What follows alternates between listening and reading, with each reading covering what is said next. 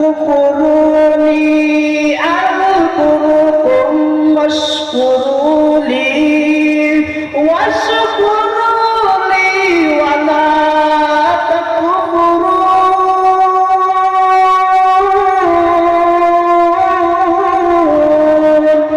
এই বান্দারা তোমরা আমি আল্লাহর জিকির করো।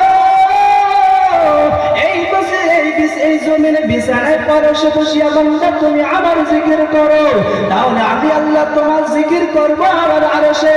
ওয়াইন যাকারনি ফি নাফসি যাকারতুহু ফি নাফসি।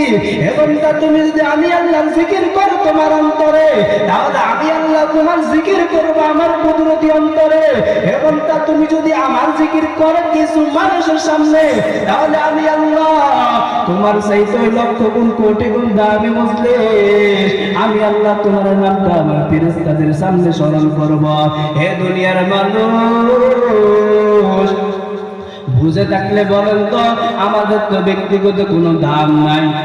যদি এই এলাকার একজন রিক্সার ড্রাইভারে যদি ও প্রশংসা যদি ম্যাম চেয়ারম্যান সাহেব তার আসনের ভিতরে করে, তখন সে ওই রিক্সার ড্রাইভারটা প্রশংসাটা শুনিয়া খুশি হয়ে যাবে।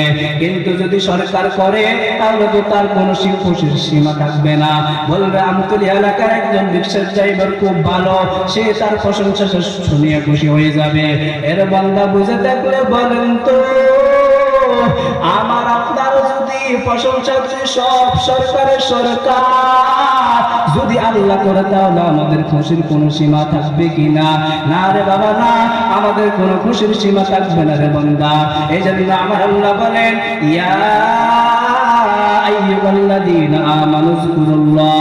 এবং তোমরা জিকির করে বেশি বেশি করিয়া, বান্দা তোমরা জিকির করে বেশি বেশি করিয়া।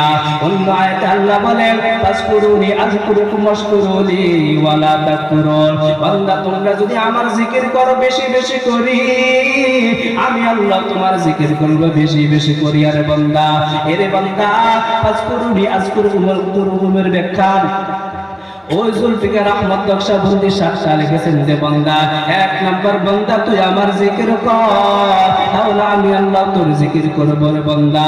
দুই নাম্বার ব্যাখ্যা, এর বান্দা তুই যদি আমার জিকির কর, তাহলে আমি আল্লাহ তোর হাজার যত মাখলুকাত বানাইলাম কম বেশ, এগুলাকে আমি আল্লাহ তোমার অনুগত বানাই দিব।